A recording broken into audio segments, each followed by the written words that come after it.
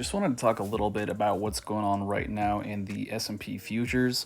So as you can see, we had this massive sell-off when we came up here. We had an inverse head and shoulders, and that essentially just broke this long-term trend that we've had going on here. You can clearly see that, when we talk about accumulation and distribution, this is just distribution, redistribution, redistribution, and then things get really interesting right about here. Okay, so you can see that we had this really big sell-off and then we V-bottomed like crazy.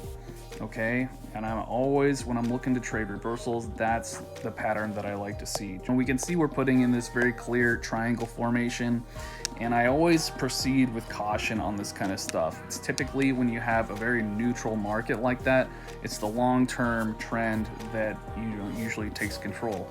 So what I'd probably be looking for is for us to come back up and bounce, retest the high of that trend line, and then I'd be looking to take a short right there, this area, look to short from there, and then looking for a potential breakdown. And if we can break below that level right there, my hypothesis is that I think there's a pretty decent chance that we will continue all the way further down. And one thing that I've been doing though that's been relatively helpful is using the Bollinger Bands to look for reversal points. Just looking to trade the reversal points off of the highs and lows, and it's not, this is not an exact science by any stretch of the imagination. Bollinger Bands, I think they're helpful in a very neutral market, so you can really identify where those extremes are. However, if you were to be trying to take reversals in a strong downtrend, like say right here, for instance,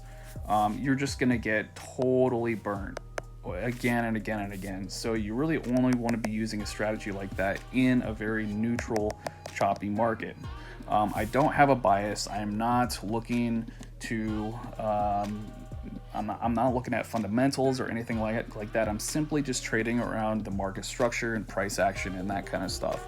So I don't know what's going to happen, and I'm not going to make any sort of prediction. However, I am definitely going to get in on positions on a technical basis.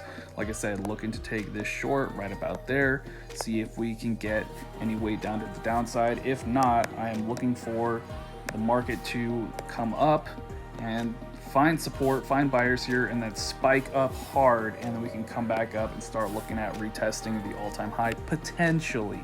But there's a lot that can happen, and like I said, I'm not an economist. I don't really do fundamentals all that much, but based on the market structure, these are the things that I'm seeing.